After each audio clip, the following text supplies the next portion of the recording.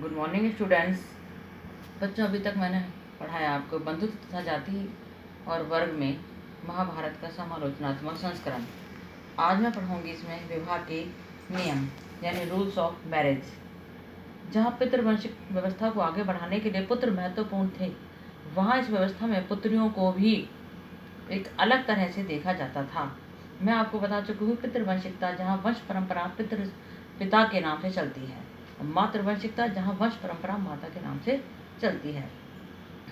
पुत्रियों का पैतृक संसाधनों पर कोई अधिकार नहीं था। अपने गोत्र से बाहर उनका विवाह कर देना ही अपेक्षित था, और गोत्र से बाहर विवाह करना, इस प्रथा को बहिर्विवाह पद्धति कहते हैं। बहिर्विवाह पद्धति यानी एक्सोगेमी।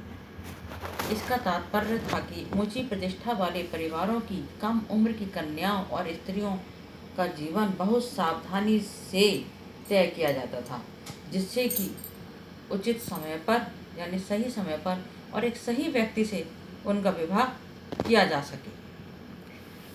हम सब ने पढ़ा सेकंड चैप्टर में नए नए नगरों का उदय हुआ था, जहाँ पर दूर दराज से लोग आते थे।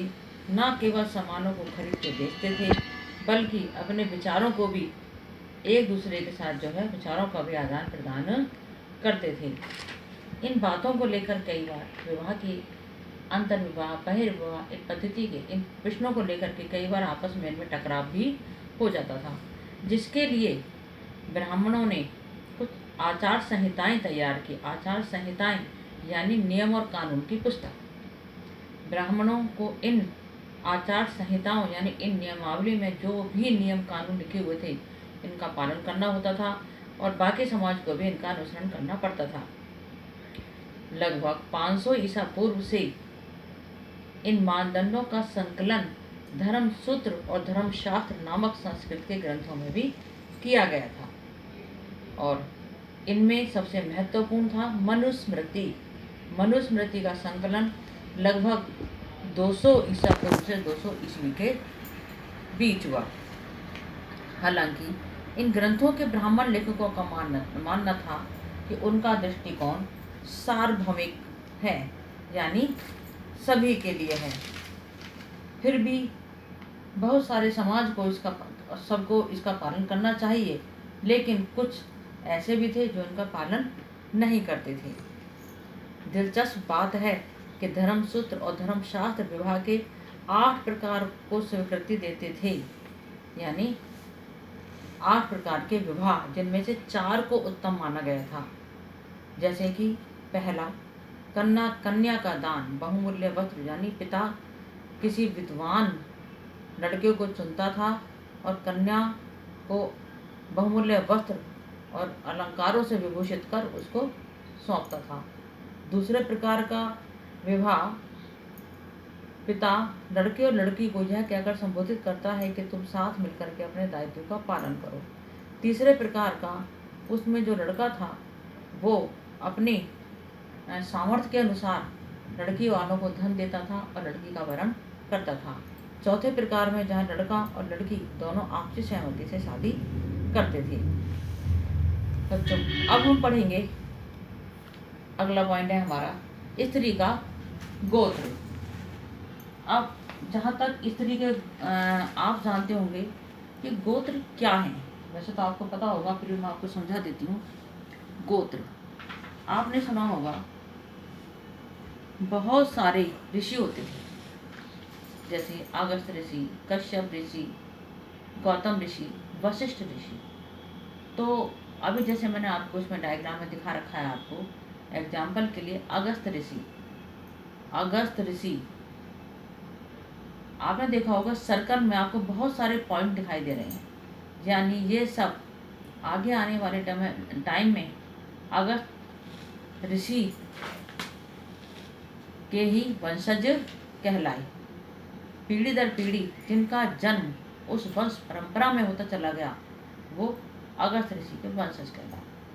सेकंड, जैसे कश्यप, जिनका जन्म कश्यप वंश में होता चला गया, वो कश्यप ऋषि के वंशज कहलाए। एग्जाम्पल 3, गौतम, जिनका जन्म गौतम ऋषि के वंश में होता चला गया वो गौतम ऋषि के वंशज कहलाए।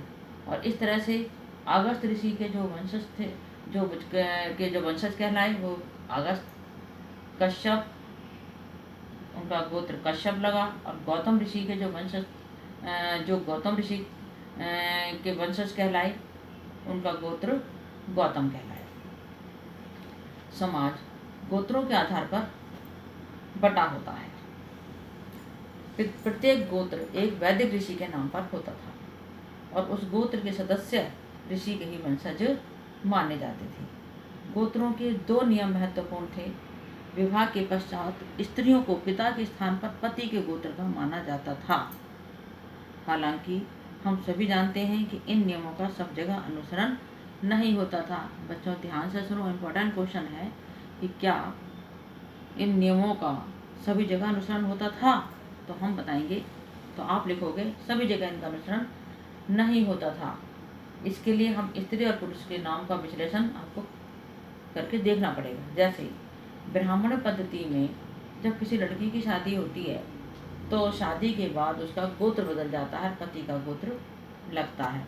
लेकिन सातवाहन वंश में ऐसा नहीं था, वो कोई चेंज नहीं करते थे। एग्जाम्पल के लिए आप देखोगे कि अभिलेखों में हमें सातवाहन राजाओं की कई पीढ़ियों के नाम प्राप्त हुए हैं। इन सभी नामों में राजा की एक जैसी पदवी बता रखी है। इसके अलावा हम देखेंगे जैसे इसमें एक शब्द आया पुत्र। सातवाहनों में एक शब्द है पुत्र। पुत्र का ये प्राकृत शब्द है पुत्र। पुत्र का अर्थ होता है पुत्र, यानी गौतमी पुत्र का अर्थ है गौतमी का पुत्र। गौतमी और वशिष्ठी स्त्रीवाची नाम है गौतम और वशिष्ठ के। ये दोनों वैदिक ऋषि थे जिनके नाम से जो है गोत्र चला है। तो इसीलिए हम लिखेंगे कि इन सब जगह समाज में इन नियमों का अनुसरण नहीं होता था। कुछ सातवाहन राजा बहुपत्नी प्रथा अर्थात एक से अधिक पत्नी को मानने वाले थे। सातवाहन राजाओं से विवाह करने वाली रानियों के नामों का यदि विश्लेषण करें तो हम देखेंगे कि उनके नाम गौतम और वशिष्ठ गोत्रों से निकले हैं।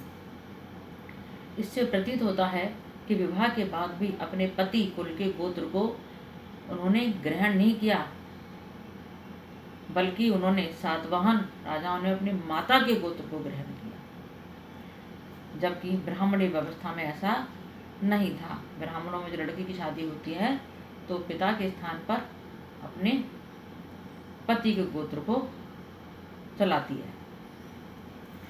अब आते हैं हम कि क्या माता महत्वपूर्ण थी। हमने पढ़ा है कि सातवाहन राजाओं को उनके मातृ नाम यानी माता के नाम से चिन्हित किया जाता था। तो उससे प्रतीत होता है कि माता महत्वपूर्ण थी, किंतु किसी भी निष्कर्ष पर पहुंचने से पहले हमें देखना होगा, क्योंकि सभी जगह ऐसा नहीं था।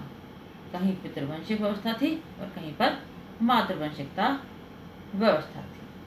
Thank you.